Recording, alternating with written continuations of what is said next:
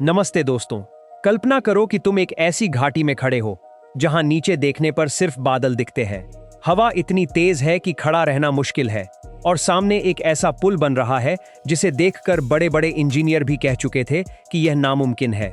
पहाड़ टूटते हैं, जमीन हिलती है, मौसम हर घंटे बदलता है, फिर भी हजारों मजदूर और इंजीनियर 20 साल तक लगातार मेहनत करते हैं और आखिरकार दुनिया का सबसे ऊंचा रेलवे पुल खड़ा हो जाता है। यह कहानी है जम्मू कश्मीर के चिनाब पुल की, जिसे लोग अक्सर इंडिया का इम्पॉसिबल ब्रिज कहते हैं। आज हम इसी पुल की पूरी कहानी जानेंगे, इसके पीछे की मेहनत, इसके आंकड़े और इसे बनाने में आई मुश्किलों को। तो वीडियो को अंत तक जरूर देखना क्योंकि आगे बहुत दिलचस्प जानकारी आने वाली है। चिनाब पुल जम्मू कश्मीर के रियासी जिले में बना है और यह चिनाब नदी के ऊपर से गुजरता है। यह पुल नदी के तल से करीब 339 मीटर ऊंचा है, यानी अगर तुम पेरिस के मशहूर एफिल टावर को इस नदी के तल पर रख दो तो यह पुल उससे भी 35 मीटर ज्यादा ऊंचा रहेगा। यह पुल लगभग 1315 मीटर लंबा है और यह बक्कल और कौड़ी नाम के 2 स्टेशनों को आपस में जोड़ता है। यह पुल Udhampur Srinagar Baramulla rail link project का हिस्सा है, जिसका मकसद कश्मीर घाटी को पहली बार रेलवे के जरिए बाकी भारत से सीधे जोड़ना था। सोचो, आजादी के इतने सालों बाद भी कश्मीर घाटी ट्रेन के जरिए देश के बाकी हिस्सों से सीधे जुड़ी नहीं थी और यह पुल उस कमी को पूरा करने वाला था। अब बात करते हैं इसे बनाने में क्या क्या दिक्कतें आई। यह इलाका हिमालय की सबसे मुश्किल और नाजुक पहाड़ियों में आता है। यहाँ जमीन बहुत कमजोर है, भूकंप का खतरा हमेशा बना रहता है और हवा की रफ्तार कभी भी बहुत तेज हो सकती है। इंजीनियरों ने इस पुल को ऐसे डिजाइन किया कि यह जोन 5 के भूकंप को झेल सके, यानी सबसे खतरनाक स्तर के भूकंप को भी यह पुल सह सकता है। इसके अलावा यह पुल 266 किलोमीटर प्रति घंटे की रफ्तार वाली हवाओं को भी झेल सकता है।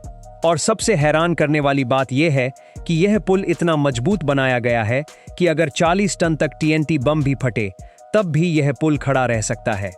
इसे बनाने में करीब 28,000 टन स्टील लगा है और इसकी उम्र करीब 120 साल आंकी गई है, यानी अगली कई पीढ़ियां इस पुल का इस्तेमाल कर सकेंगी। इस पुल को बनाने के लिए सबसे पहले तो पहाड़ तक पहुंचना ही एक बड़ी चुनौती थी। वहां कोई सड़क नहीं थी, कोई बिजली नहीं थी, कोई पानी की सुविधा नहीं थी। इंजीनियरों को सबसे पहले करीब 26 किलोमीटर लंबी सड़कें खुद बनानी पड़ी ताकि मशीनें और सामान पहाड़ तक पहुंच सके। बिजली के लिए वहीं छोटे बिजली घर लगाए गए और कंक्रीट बनाने के लिए पानी को दूर दूर से पाइपलाइन के जरिए लाया गया।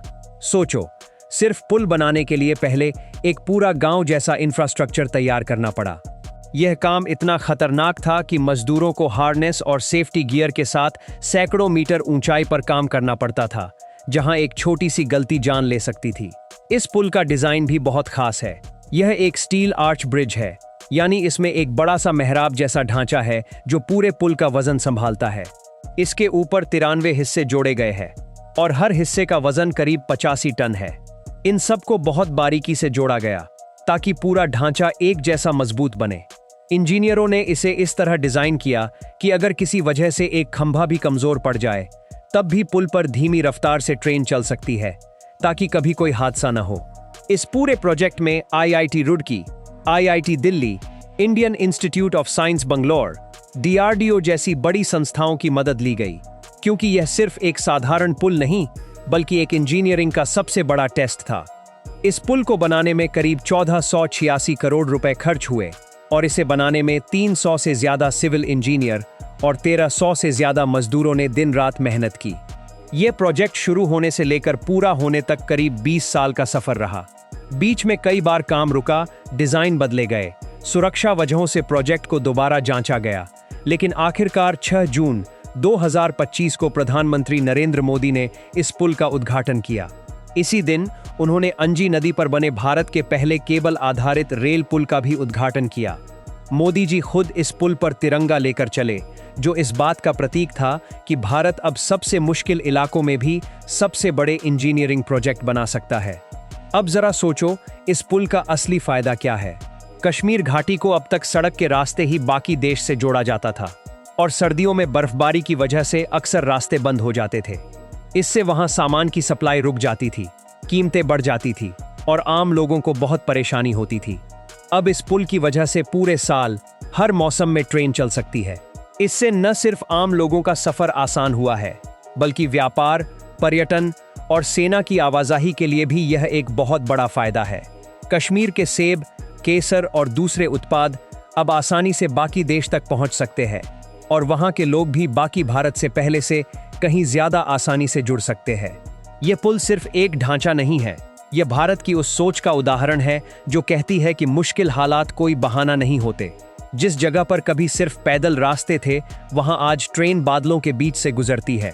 जो इंजीनियर 20 साल पहले इस प्रोजेक्ट पर काम शुरू कर रहे थे, उनमें से कई ने अपनी पूरी जवानी इस पुल को बनाने में लगा दी। ये कहानी सिर्फ स्टील और सीमेंट की नहीं है, यह कहानी उस जज्बे की है जो नामुमकिन को मुमकिन बना देता है।